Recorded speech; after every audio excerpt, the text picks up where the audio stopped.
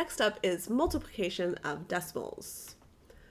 So when we added and subtracted decimals, we needed to make sure that we lined up the decimal places because we were trying to add like things together. In this case, when we multiply, we don't need to do that. What I'm going to do is I'm going to write whichever number I care to do on top with the decimal place is fine, and whichever number on the bottom. And what I tend to do is I put the one with the more digits up on the top when I'm multiplying. And so if I multiply these together, I'm going to multiply just as I did before. So we've talked about how to do multiplication. 2 times 9 would be 18. 2 times 0 is 0 plus 1. 2 times 4 is 8, and 2 times 1 is 2. And now that I'm multiplying something in the tenths place, I leave a 0 in the ones place as a placeholder. So 1 into 9, 1 times 0, 1 times 4, and 1 times 1. So if there were no decimals, I would just add these together to find my final answer and be done. But because this does have decimals, when I get to the end of the question, I'm going to count 1, 2, 3. I have 3 digits that were to the right of the decimal in the actual problem. So 1, 2, 3 to the right, which means 1, 2, 3 to the right. So I'm going to put my decimal right here. So when I multiply those, I get 16 and 908 thousandths. Let's try these. Again, same idea. I don't care which one you put on top.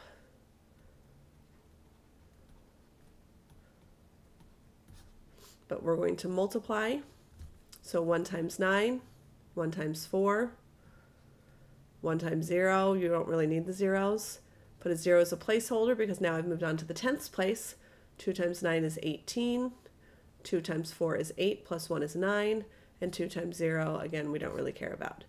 I'm going to add, carry the 1, and I had 1, 2, 3, 4, 5 values to the right of the decimal. And notice I only have 1, 2, 3, 4 values that are there. So that means I'm going to have to put a 0 as a placeholder so that I can have 5 places to the right of the decimal. I'm going to go ahead and do the second question. Oops. 5, 1, 2, 3. Goodness, that was a lot of zeros. Now let's multiply. So 5 times 4 is 20. 5 times 1 is 5, plus 2 is 7. 5 times 0 is 0. 5 times 8 is 40. Now, 0 would just give me zeros. So I'd have a 0 as a placeholder, then a bunch of zeros. This one would give me 2 zeros as a placeholder and a bunch of zeros, so I don't care to write that. This one would give me 3 zeros as a placeholder and a bunch of zeros, so I don't care to write that. But this one would give me 4 zeros as placeholders. So 1, 2, 3, 4, and now I'm going to multiply by 1. 4, 1, 0, 8, and add those together. So I could have obviously written all of these out. Kind of look like cat eyes, don't they? Meow. I'm going to add these together. So 0 plus 0, 7 plus 0, 0 plus 0, 0 plus 0, 4 plus 4, and those don't have anything to add to them.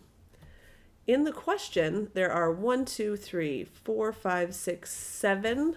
So 1, 2, 3, 4, 5, 6, 7. So let's take a look to see if it makes sense. I started out with 8. I'm multiplying it by something only slightly larger than 1. So if I would have ended up with 8,000, I would have felt like there was probably something wrong. But because I started with 8, and if I multiplied 8 by 1, I would get 8, it kind of makes sense that my answer wouldn't be that far off from my original value that I started with. Try these 2 questions on your own. Don't cheat and use your calculator, but try them on your own, then press play to see how you did.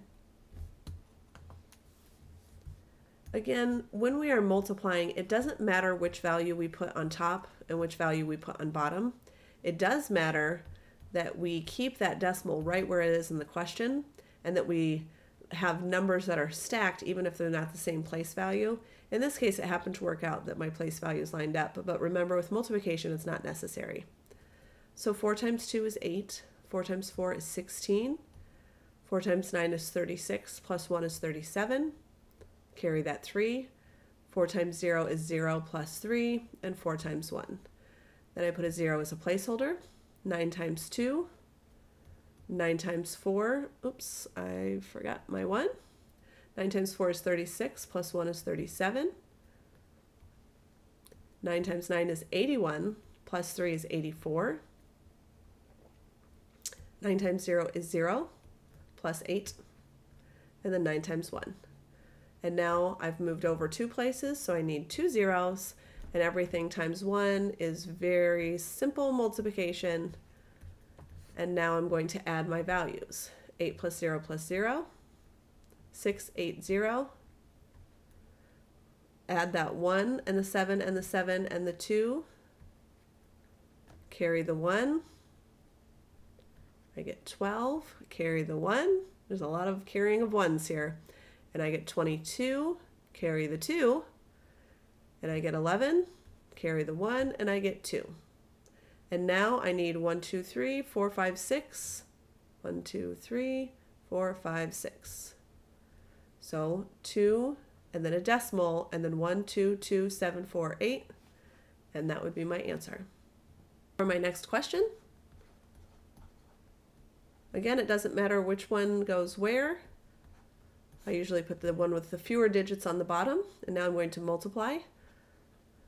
Multiplication with 1 is very easy. I'm going to just skip this one completely. I would have 1 0 as a placeholder and then just a bunch of zeros. So now I'm going to move 2 places, so I have 2 zeros as placeholders, and now multiply by 3. 3 times 5 is 15. 3 times 0 is 0, plus 1 is 1. 3 times 0 is 0. 3 times 7 is 21. 3 times 8 is 24, plus 2 is 26. And then I add 5, 0, 5, 8, 8, 1, 6, 2. I've got 1, 2, 3, 4. So 1, 2, 3, 4. So that is my answer.